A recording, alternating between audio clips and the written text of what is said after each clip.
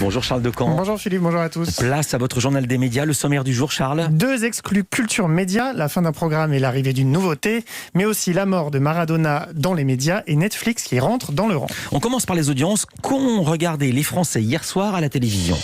C'est France 2 qui s'est imposé avec du cinéma. La famille Bélier a fédéré 3 500 000 téléspectateurs, soit 14,8% du public. C'est un joli succès, sachant qu'il y a 6 mois à peine, C8 l'avait programmé également en prime time, en plein confinement.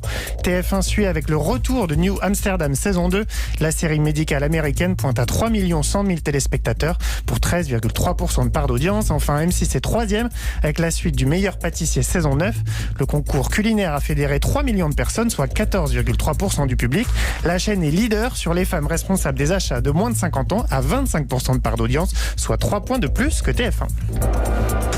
Culture Média. Et on commence ce journal des médias avec une info culture média. L'émission Pièces à conviction va s'arrêter. Comme nous vous l'annoncions dès hier soir sur le compte Twitter d'Europe 1, le magazine de France 3 vit ses dernières semaines. La dernière, ça sera dans 2 mois, en janvier prochain. C'est la Société des journalistes de France 3, la SDJ, qui a annoncé la nouvelle dans les rangs de la chaîne hier soir.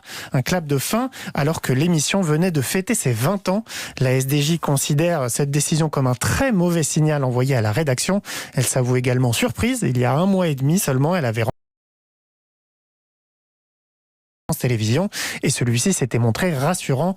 Dans un communiqué, France Télé évoque une volonté de renouvellement et annonce l'arrivée d'un nouveau magazine en mars 2021. Le groupe assure également que les moyens dédiés et l'exposition des contenus d'enquête et d'investigation seront intégralement préservés en 2021. Autre info culture média, TF1 va proposer une émission spéciale Covid et ce sera dès samedi matin alors que le confinement s'assouplira. Rendez-vous à 10h45 sur la une pour les Français face au virus. C'est le chef du service politique du groupe, Adrien Gindre, qui sera aux commandes. Il donnera la parole aux Français sur le terrain, à Paris et en province, pour voir ce qu'ils attendent et ce qu'ils se posent comme questions. Mais ça n'est pas tout. La chaîne veut confronter ses inquiétudes et ses questions aux idées et aux réponses des responsables politiques. TF1 souhaite ouvrir un débat et voir qui propose quoi du côté de la majorité mais aussi de l'opposition. Il y aura donc des représentants de plusieurs partis politiques en plateau. C'est typiquement le genre d'émission qu'on aurait pu attendre sur LCI, mais Adrien Gindre a expliqué à Louise Bernard pourquoi il était important de la diffuser sur TF1. On a bien sûr LCI qui est là pour traiter tous les sujets de débat en permanence. Mais là, on se dit qu'il y a des sujets suffisamment importants pour justifier qu'on puisse aussi les traiter sur TF1. TF1, c'est la chaîne de l'événement et on considère que là, on est dans un moment d'événement. Et surtout, TF1 est une chaîne qui s'adresse au plus grand nombre. Et donc, on veut s'adresser à travers cette émission Les Français face au virus aux téléspectateurs et aux différentes formations politiques aussi. En fait, au président de la République et au Premier ministre, c'est aussi de notre responsabilité de faire vivre le débat démocratique dans le pays. On le fait vivre sur LCI à longueur de journée. On doit aussi le faire vivre sur des moments très précis sur TF1.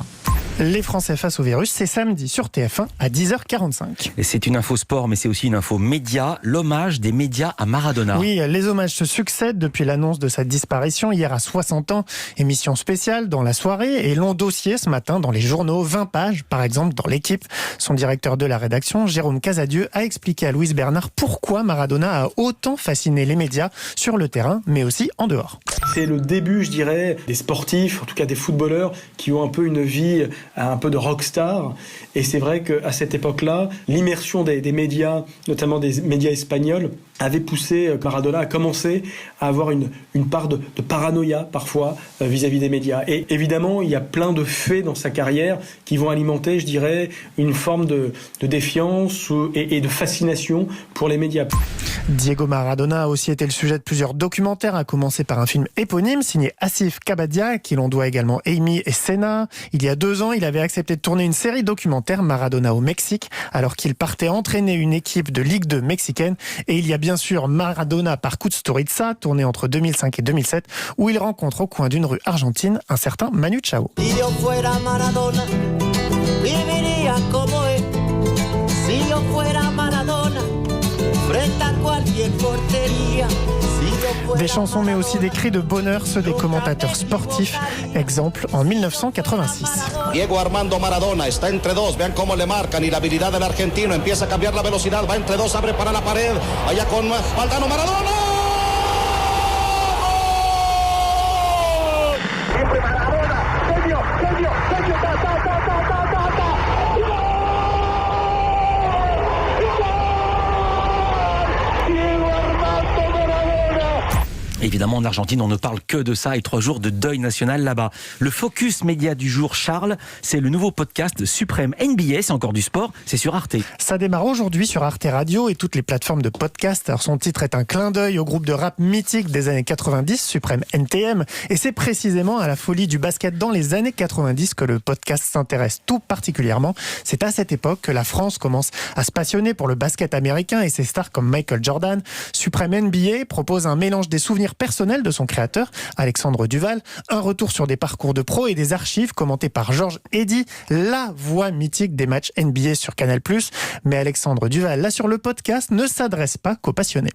Le but, c'était de pouvoir intéresser à la fois ceux qui s'y connaissent en basket et pour une partie aussi qui sont un peu de ma génération, donc qui vont retrouver des sensations, j'espère, un peu comme les Madeleines de Proust, avec des archives ou des souvenirs de témoins de l'époque. Mais le but, c'était aussi de pouvoir intéresser des gens qui s'intéressent pas plus que ça au basket.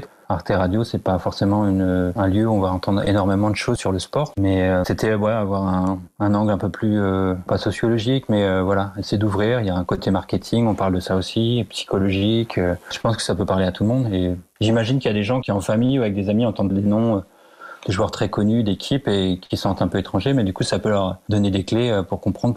Les 3 épisodes d'une trentaine de minutes de Suprême NBA sont en ligne dès ce matin. Le confinement continue et l'émission 6 à la maison aussi. France 2 a annoncé hier que son émission temporaire allait rester à l'antenne encore quelques semaines. Elle aurait dû s'arrêter ce soir. Présentée par Anne-Elisabeth Lemoine et Patrick Cohen du lundi au jeudi en deuxième partie de soirée, le talk show avait été lancé en quelques jours seulement à l'annonce du couvre-feu. Objectif, donner de la visibilité à la culture pendant cette période difficile. Et puis on vous l'avait promise, l'audience globale de l'allocution du président de la République, Emmanuel Macron, avant-hier. 29,2 millions de téléspectateurs, soit 87% de part d'audience. 87. Voilà. C'est des chiffres qui prennent en compte les 4 chaînes info dont on a tenté les audiences hier matin, qui avaient aussi retransmis le discours. Près de 3 millions de personnes ont suivi le discours sur ces chaînes info. Au palmarès, justement, c'est BFM TV qui a pris l'avantage avec 1 million de téléspectateurs au compteur, 800 000 pour CNews, assez puissante. LCI est loin derrière à 350 000 téléspectateurs et France Info 4e juste derrière à 300 000. Alors il y a toujours beaucoup de monde devant les discours d'Emmanuel Macron depuis le début de l'épidémie. Le record date du 13 avril dernier avec 36,7 millions de téléspectateurs. Une semaine, J-7 avant l'arrivée, avant qu'Orange ne déploie son réseau 5G. Oui, l'opérateur lancera son nouveau réseau jeudi prochain dans 15 villes d'un coup, notamment à Nice, Marseille, Angers ou encore Clermont-Ferrand. C'est plus que SFR qui s'est lancé avec un peu d'avance la semaine dernière, mais seulement à Nice. Bouygues Télécom se lancera pour sa part mardi prochain, le 1er décembre. Et puis on termine ce journal avec Netflix qui va payer davantage d'impôts en France dès l'année prochaine. Dès 2021, le géant du streaming va désormais déclarer son chiffre d'affaires français en France. C'est ce qu'a révélé hier le magazine Capital. Alors ça semble logique, mais jusqu'ici, l'argent généré par les abonnés de l'Hexagone était déclaré aux Pays-Bas.